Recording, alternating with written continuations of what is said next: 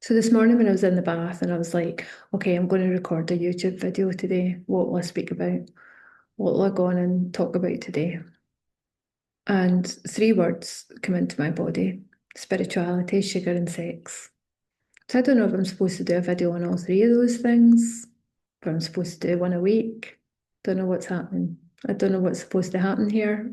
So I'm going to be as surprised as everybody else with what comes out from the subconscious out into the conscious and the topics of spirituality, sugar, and sex. So in my first video that I posted up, and I spoke about this huge spiritual experience that I had in 2020.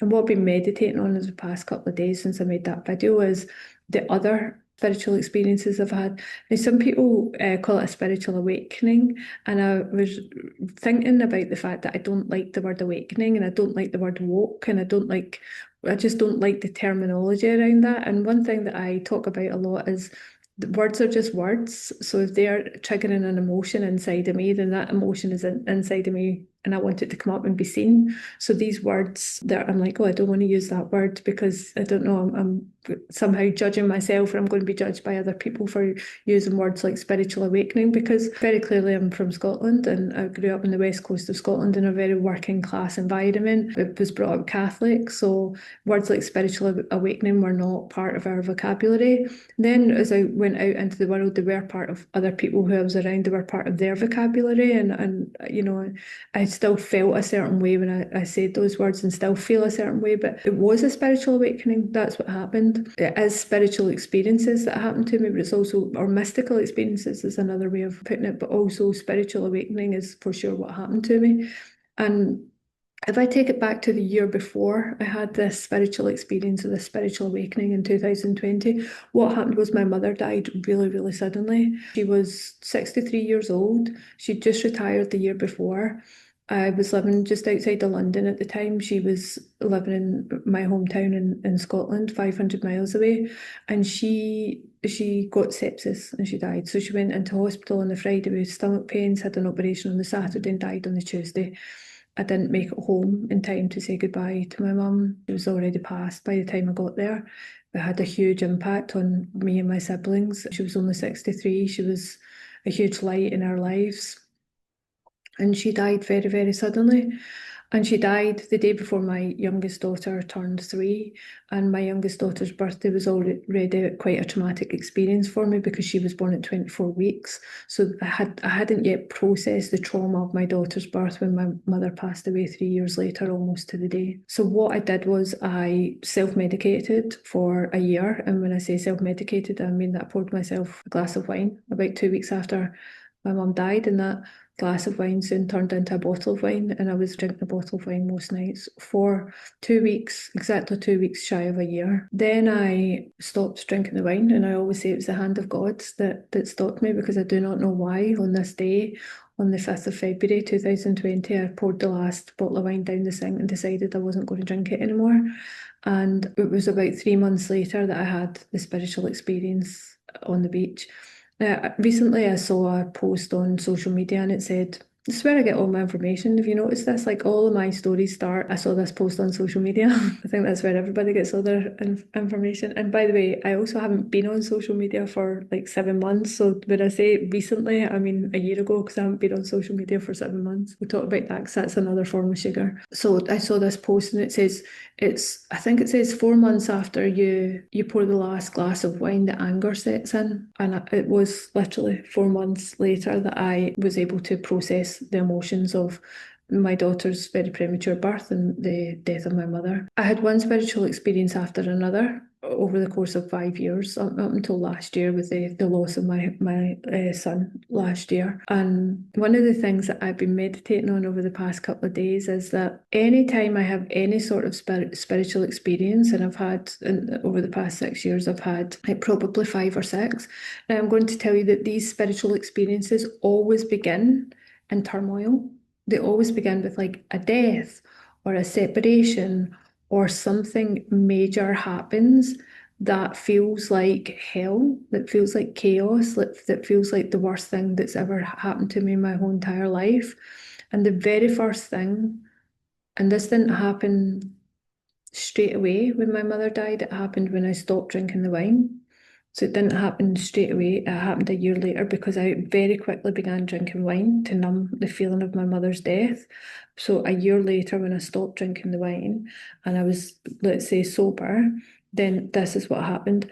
I There's something that takes over my system that simply will not allow me to eat refined sugar.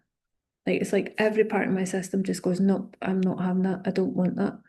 And I can't do it. Like it's not, so I'm sugar free, okay? I don't know if I'm sugar free. So I actively don't eat sugar in my life, refined sugar. I don't have any, I cook everything from scratch. I don't eat processed foods. I eat 85% dark chocolate. If you watch the last video, you know that I sniff it on the balcony in the morning before I eat it. It's really, really good. So I don't have any refined sugar. I don't eat it. And I think a lot of the times we read things like this on social media, we take it back to social media, and there's like a kind of superiority with it. And I'm going to tell you right here and right now, I was the queen of superiority of things like this. I had a weight loss program in 2017. You know, I've actively gone out and gone sugar free many times in my life, and I've had such a superiority around it. Oh, why you shouldn't eat stuff like that? You know, that I'd be saying to people, you shouldn't eat stuff like that. That's not good for you. And it was like I knew this stuff and they were somehow lesser than me because they didn't know it. But when I've had any of these spiritual experiences, it's not me going, oh, I'm not going to eat sugar. It's not, that's not how it happens. It is literally my body cannot, it will not allow me to eat sugar or drink wine. It will not allow me. I walk into the supermarket and I head straight for the fruit and veg, and I head straight for the fresh poultry, and I head straight for only things that I can cook from scratch that are sugar free. This is not me willfully doing this or intentionally doing it. I explained it to one of my clients one day and he said it sounds like an act of God. And I was like, I genuinely 100% believe that it is. It is an act of God of, right, we're going to remove this. God is, there's more than one God, clearly. Me and God, we're working together. We're going to remove this from your system so that you've got the best chance of getting through this turmoil that's about to come to you. So when I had the miscarriage last year, again, it didn't happen straight away. It took about 8 weeks of me massively numbing myself after the miscarriage for me to get to a stage where I was like, nope, everything just shut down. And I walked into Marks and Spencer one day and just couldn't buy anything at all that I would usually buy. I'm really good at baking. I make really good brownies. I make really good sticky toffee pudding. I make bread. I'm going to show you my bread, because I do make bread. The bread I still eat because it's just flour and water and there's no, this is one of my loaves. Maybe I'll make a little bread making video. I've actually made that for some maintenance men that have been fixing things in my house. I've made a couple of loaves for them. I couldn't do it. Like my body would not allow me. All I did was I just craved green vegetables, fruit, fish. That was the other thing. Apparently Scottish people say fish, funny. Fish. We say fish. So salmon, basically, is an easier way to say it, okay? So I just craved green vegetables, fruit. I mean, look, I've got 2 fruit bowls here that I eat so much fruit and a lot of green veg, white rice and salmon and nothing else. It was like it wasn't even like if I bought it and I put it on the table, I wouldn't be able to eat it. So I couldn't even buy it in the shops. Like I just couldn't do it. And it's like something else takes over my body and goes, right, here's what we're going to clear first. We're going to clear the physical body first. So then I began incorporating that into how I coach women. The first thing that I started looking at was the physical body and what their diet is and what their digital diet is. And I'm not a nutritionist or a dietitian or qualified in any of these things. And what I do is I ask women to hear the sound of their own body. And I believe that underneath all the stagnant emotions that we carry and that we've repressed is an internal navigation system that will guide us into having the most amazing tip-top condition of our physical body, the most amazing tip-top condition of our cognitive mind, and the most amazing tip-top condition of our spirit, our soul, if we can only get in touch with our body and be able to hear it. And we have got lots and lots of things in 2026 that take us further and further away from being able to hear our body. And some of those things are social media, refined sugar, processed foods, foods that our bodies are not yet adapted to ingesting. Because what I heard in my body when I was in the bath this morning, and I go in a bath every single morning and ask my body what actions I need to take that day, and I come out the bath and I write them all out, and I've got a little tick list, and I go about my day and I tick all the things off on my list. I do, of course, plan a bit ahead as well, so I know, like, oh, I'm doing this next Tuesday and this on the 20th of February and stuff like that. But I have daily tasks that I ask my body about in the bath every morning, because when the body is in the bath, it's a symbolic return to the waters of your mother's womb. We are relaxed, we are calibrated, we are regulated, we're in nice warm water, and we're back in touch with our body, and we can get out the head and into the body. Now, you've been in the head for a long, long time. It takes a while for that to happen. I understand that. So there's lots and lots of other steps that we can put in place before you get back into the body. But because I've been doing this for quite some time, I am able to regulate my system in the bath, and just allow my body to speak to me and ask me and tell me what's in store that day. And this morning I heard, YouTube video, which was already in my diary, and I heard we're going to do, it's always like my body and my brain are two separate entities. So I'm going to describe it as there's both of us, my brain and my body. So today we're going to do a YouTube video, and it's going to be on sex, spirituality, and sugar.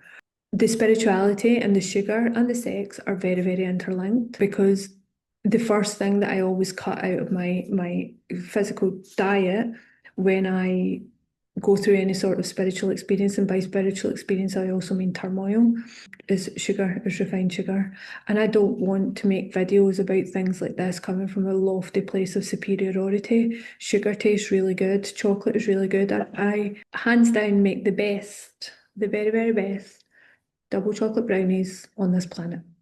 They are awesome. They taste amazing. My children lose their minds over them.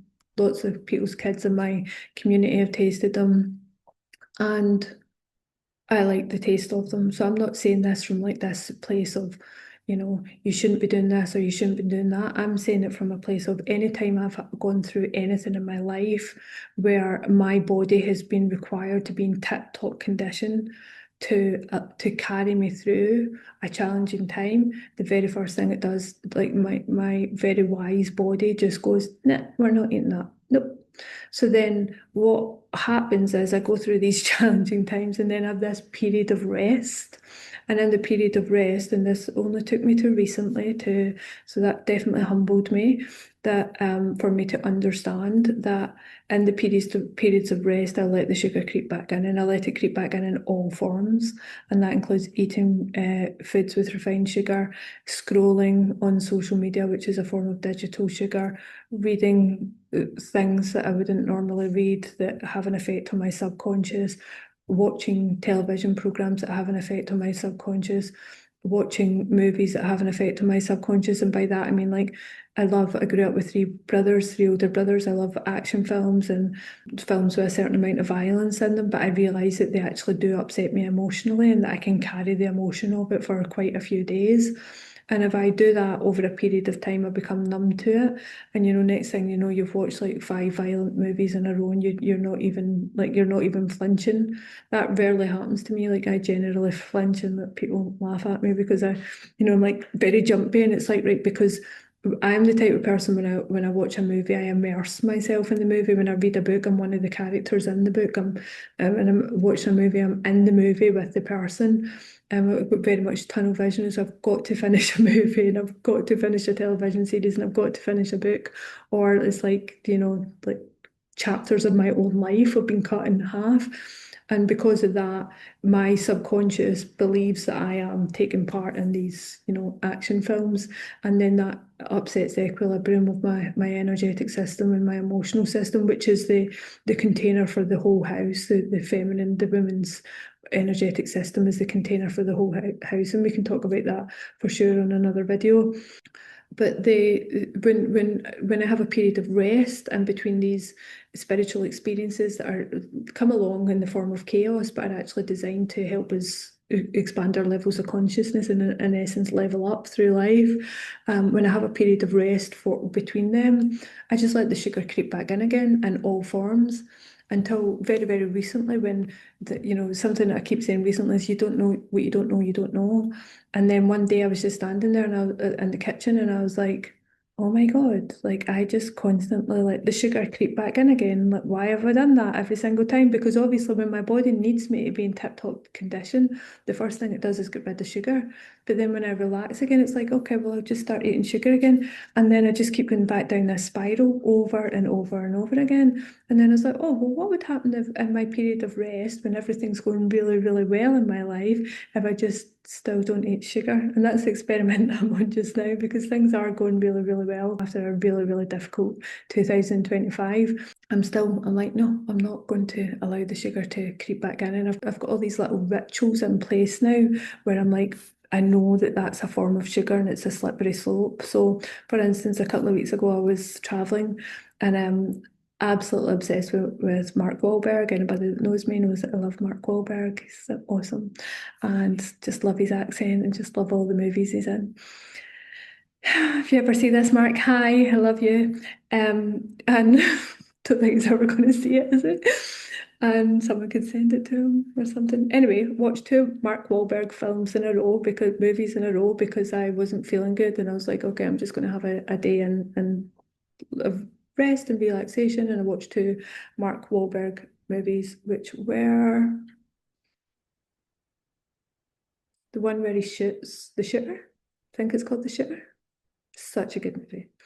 Um, and also a kind of newer one, which I can't remember the name of, but it's like, can't remember, it's like something, it's over a period of time. This is just fun. I can't remember the name of it. Two Mark Wahlberg movies in a row, and I felt jittery for a couple of days afterwards. And then I was journaling about it, meditating on it, and I mentioned it to someone, and they were like, well, what have you done that's different? And I was like, well, I was traveling and I was tired and I had to order a takeaway in the hotel because I didn't prepare enough. And then I watched two Mark Wahlberg movies. Oh, what were the movies about? Oh, really filled with violence and shooting, and some guy gets his hand shot off and stuff. And it's like, oh, and you've told me that you're the type of person that when you watch a movie, you immerse yourself in it, and your subconscious actually believes that you're there, standing next to the guy that's just got his hand shot off. And then now you're wondering why you don't feel great for a couple of days. Well, you've just been next to a guy that's got his hand shot off. Well, not really, right? But just through the movie. But your body thinks that that's what's happened.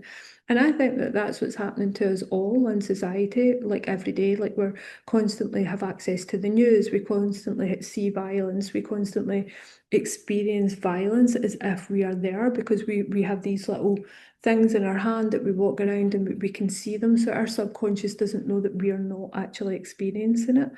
And we're just totally upsetting the equilibrium of our energetic system time and time and time again. Also think about the things that you see on social media and the news is at the moment. I haven't watched the news for 7 months, but I hear little snippets of it, and by the sounds of it, it sounds like we're in some sort of movie. And like half of it, I'm like, I'm not even sure what to believe anymore.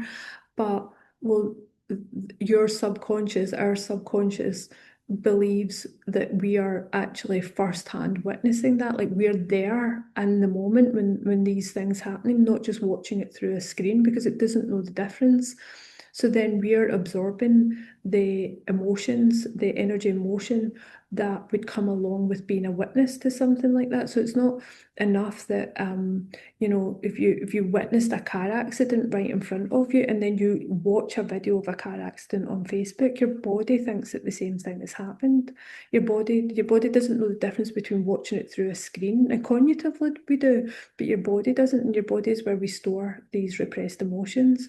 So all the fear that would be in your system if you actually saw a car crash in front of you is there when you're watching it on Facebook. You just can't feel it as much because you're numb to it because you're scrolling, scrolling, scrolling. And then we scroll so fast as well that we just absorb all this information and we don't know what to do with it. We don't even know that we're absorbing it half the time. And again, I'm not saying this from a place of loftiness and superiority. And it's like, oh, I haven't ate sugar for 7 months. I haven't been on social media for 7 months. I haven't been watched the news for 7 months. it's been such a challenge, like such a challenge. I can't begin to tell you how many times I've been frustrated or upset or challenged by something, and I'm like, I just put my phone up and I'm like, I want to be able to fly into my phone and pick something to numb me. And I wrote a post about this. I was like, oh, I just find other things to numb me. I became a bit obsessed with the weather app. Like, I kid you not, I started looking at the weather everywhere, and I was like, be scrolling the weather app. I was like, oh. I wonder what the weather's like in Ibiza. I haven't been to Ibiza for years, right? But I'm just going to check and see what the weather's like in Ibiza. And then someone said it to me, like, why are you always looking at the weather app? And I realised that I had replaced the Facebook app with with the weather app. That's how sneaky the ego is for keeping us safe. It's like, oh, well, wait a minute, you're not going to numb yourself over here with Facebook, so we'll just let you numb yourself over here with the weather app. As soon as I realised what I was doing, I was like, this is wild. And I'm not sitting here saying that everybody and anybody shouldn't, you just shouldn't have a phone, and you should have one of those brick phones and don't have a TV and just read all the time. And it's like, I'm not saying for a second that that's what anybody should do. What I'm saying that's really, really worked for me and really well is being intentional with what I look at, like really, really intentional, being as intentional with what I look at as what I am with what I put in my mouth and what I put in my body. And I, I'm going to keep saying this till I'm blue in the face and reiterate this and reiterate it. I'm not saying this from a place of superiority or loftiness. I'm saying it from a place of, I can't begin to tell you how much better I've felt since I became really, really aware of what I was ingesting and what I was ingesting physically and what I was ingesting digitally and what I was ingesting emotionally. And then having the intentionality to to be like, I've absorbed this stuff and now I'm going to let it go. And now I'm going to process it. I'm going to let it go. I'm going to have it. I'm going to alchemize it in my system and turn it into something else. And that's been a huge thing for me, is alchemizing grief and turning it into like a system that first of all I used on myself. I began to ask my friends to experiment with it, and as they are available to be rolled out to the wider world. And the alchemization of grief into information, like all the information that came through my body when I allowed myself the space to release the grief that had not just been carrying about the death of the loss of my son, but the loss of my mother, the loss of parts of my childhood that were supposed to be innocent that I'll never get back, the loss of my mother had a miscarriage, her mother had a stillborn baby. I was carrying all the grief of generations in my system. And then I lost my little baby, and I sat still enough and allowed this grief to come up and be processed. And for sure there's still some there. And it's for sure it's been very, very challenging sitting still and feeling the emotions. And this is something that I've been doing now for 5 or 6 years. Like when I first started on the healing journey to heal my body of the unspent trauma of childhood molestation, rape in early adulthood, battering my body physically and emotionally in my teens and in my 20s, and then having a premature baby in my 30s, losing my mother, like all of these things one after the other, like over a period of time, and just never fully sitting with the grief, the fear, the trauma, never sitting with what came up. And then now have spent this 5 years looking at the grief, looking at the trauma, and also learning a lot about the patterns of behaviour that I have around them and the patterns of behaviour that other people have around releasing their trauma, and also learning a lot about what can be done in the energetic system and through the physical body of women when we allow ourselves the space to pour out all that we have absorbed. The reason why I think I heard from my body this morning that the title of this, it's so funny, right? Because me and my friend, we we joke all the time. I'm always like, yeah, when I've got my Emmy or my Oscar, I don't know, like, because I'm so afraid of being on camera and being recorded that, people say it to me all the time. It's like, oh, you used to make those videos, or you need to do videos to go along with your program and stuff. And I'm like, no, I see the record button on the corner of the screen and I just turn into a blubbering mess. And so for years I've been like, right, you need to get better at this, you need to get better at this. So then I've been doing for the past 6 months, I've been recording a lot more videos, and I keep announcing to everybody that I'm going to win an Emmy or an Oscar, and it's just like this little joke that I've got with myself because I like to make myself laugh. And I've got this little joke that I have with myself that I'm going to win an Emmy or an Oscar for what? I don't know, for what, making YouTube videos. I'm not sure. But then whenever I go to talk about making these videos, I keep calling them movies in my head, which is quite funny. And so what I went to say there was, when I heard in the bath this morning about the movie I have to make today, and I'm like, this just, the inside of my head is wild, honestly. So I'm not making a movie. That's not what's happening. I'm recording a video. And when I heard about what this video is to be about and heard spirituality, sugar and sex, which is, I mean, it's a good little alliteration, isn't it? I was like, well, what am I going to talk about? How do the three of them go together? And I know for sure how spirituality and sugar go together, because I know that any time that I've had any spiritual experience, I've massively, massively been guided from outside of my own body to completely cut sugar out of my life. Like, and by that I mean refined sugar. You can see by the fruit bowl that I certainly love natural sugars. So I do believe that spirituality and sugar go hand in hand. I think also the third part of that, sex, is one of the things that I've been working on for the past 9 months. Is a correlation between the woman's absorption of sexual energy from her man and how we can use our menstruation cycle as an internal cleansing system to cleanse the excess energy that we're absorbing from our intimate partner. And this is something that I've been exploring a lot recently, and creating a system around it where I'm able to guinea pig it with myself and then teach it to other people. The soul, the human soul, the energetic system, the parts of ourselves, the subconscious that we cannot see. I think the three things that they are affected by most are spirituality, sugar, and sex. So spirituality is our connection to our spirituality, it's our connection to God, our connection to a higher frequency of energy, a higher level of energy. Sugar is not just physical sugar in the form of refined sugar, but also it's like, what are we ingesting that is in essence not super beneficial to us? So I'm not saying that all social media is not super beneficial, because of course there's massive parts of social media that is super beneficial to us in the form of connection. But if we are not present in the absorption of that type of sugar of the digital diet, then we are in essence just throwing stuff into the subconscious that we're not even aware of. It's like literally opening up your front door and just letting anything run in, and your kids are sitting in there and you're just letting anything and everyone run in. We wouldn't do that, right? But we're doing it to our own subconscious, our own inner child, when we just pick up our phone and just let anything come in because we're not present with it. And presence is something that's really, really challenging in 2026, because we're being asked to do a lot of things, right? We're being asked to be a lot and to do a lot.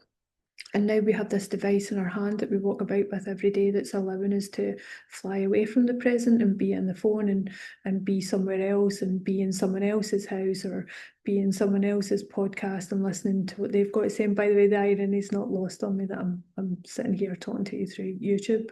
If anybody's listening, obviously Mark Wahlberg is listening, but if anybody else is listening, then thanks for being here. But we now have this device, and we can't ever not have the devices, right? No one's saying for any moment that we should no longer have phones. We will always have phones. We will always have different iterations of them. But I think that one of the things that we need to be aware of, and that would be super beneficial to us to be aware of, is the absorption of information and energy and emotion that is happening every time we look at it. And that's happening through our digital diet, but also through our physical diet, because it's I keep going back to this. It's like, I'm not sitting here saying you should cut out refined sugar. I'm sitting here saying, for some reason, every time my life goes into absolute turmoil, the first thing that my body does is go, no sugar. So to me, that's like, right, well, if that's happening in the middle of turmoil, then in the middle of like a really good equilibrium, then I'm just not going to be having sugar, because I'm like, right, now I want my body to be in tip-top condition for the rest of my life. And I understand how addictive sugar is, like I massively do. But I also think that we need to be aware of what it's doing to us as women. I think we need to be aware of what our digital diet is doing to us as women. So these are things that are in the form of sugar that are taking us away from our spirituality, our innate feminine intuition, our ability to communicate with God. And sex is the third one, which is our act of intimacy. Are we present in the act of intimacy? Are we present with the energy that we are being given by the man in our life, that we are receiving from him? Because the feminine is the receptive in that, and the masculine is the giving in the physical form and also in the energetic form. So if you're receiving the sexual energy of your husband or your partner, what information, what emotional frequencies are you receiving from him, and how is that affecting you and your energetic system, and how then is it affecting your home?